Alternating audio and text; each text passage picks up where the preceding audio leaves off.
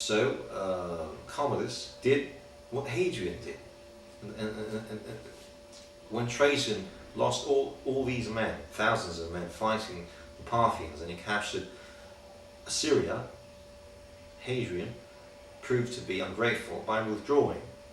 Commodus proved to be ungrateful by withdrawing his troops. Tiberius, years before that, proved to be ungrateful when Germanicus defeated the Germans and recaptured all that territory, and he was ordered to fall back. So, two films were actually released by Hollywood. One of them was released in 1964. It was called The Fall of the Roman Empire. And recently, The Gladiator was released. Now, these two movies are really far from the truth. They have no historical value whatsoever. For example, in the Gladiator, we see that Marcus Aurelius dies, and Commodus succeeds him, and he dies during the games, during the funeral games, which is quite funny actually. And it's a shame really how all that money was spent, and a proper film about Marcus Aurelius and his successors was never released. Marcus Aurelius wrote a book.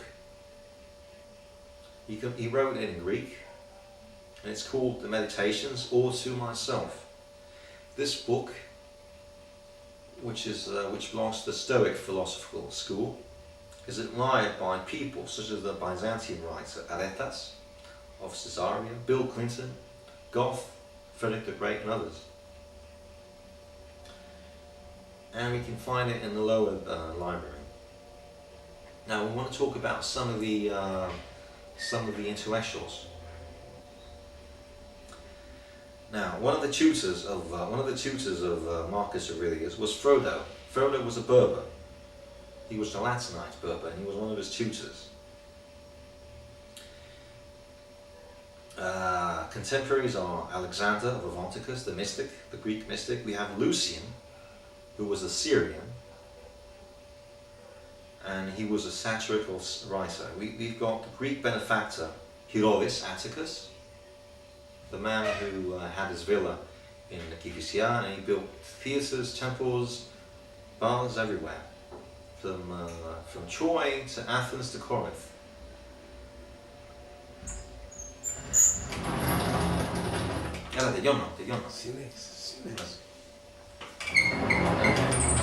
We see that some of Marcus Aurelius' tutors are Quintus Junius Rusticus, Annius Macer, Caninius Celer.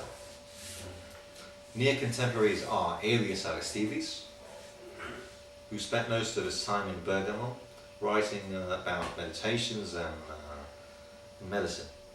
We see Polyanos, who wrote a book about strategy, and it was based on an earlier work by Sextus Frontinus, and it was dedicated to Lucius Verus and Marcus Aurelius. We see the Greek tutor Alexander of Gladio, one of his tutors, and of course many others. Now, there were many edifices being erected during his reign. A few of them are the steel column in Rome.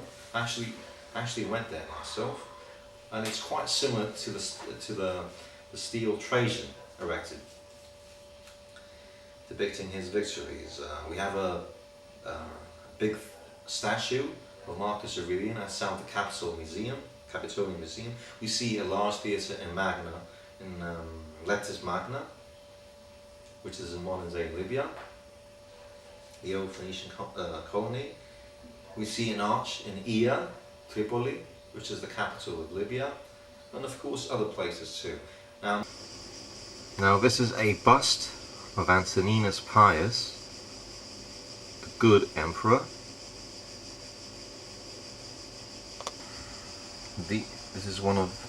This gate at Svetla is one of Antoninus's edifices, one of the many he created.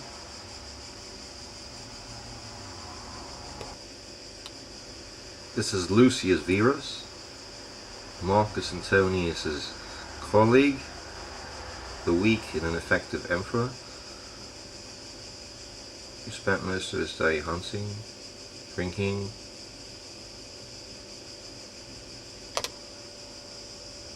Now this is Marcus Aurelius himself. You can see him here at a young age.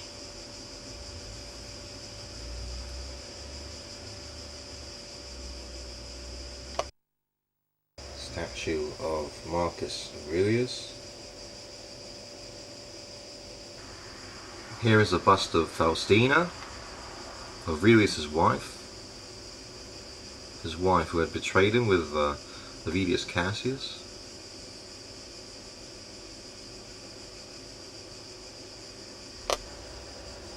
Here's a coin of Vologesos IV, the Parthian king, who defeated the Romans twice at the very onset of Marcus Aurelius' reign.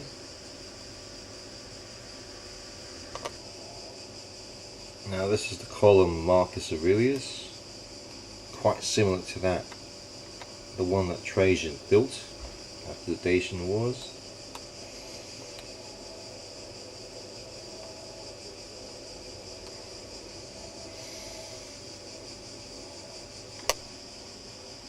Now this is a triumphal arch. It's found in modern day Tripoli in Libya, the old Phoenician city of Oia, and it's from the reign of Marcus Aurelius. And this is the base of the column of Antoninus Pius, the lower part, and we can see him and his wife.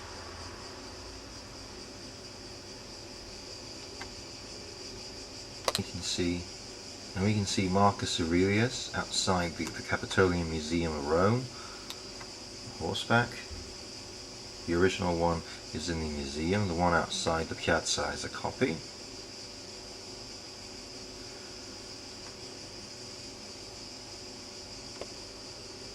And this is the famous Ctesiphon Gate in modern day Iraq. The troops of Avidius Cassius captured and sacked the city.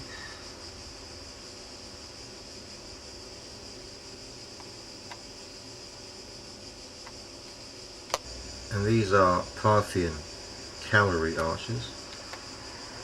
The Roman troops of Avidius Cassius and Statius Priscus probably faced something like that.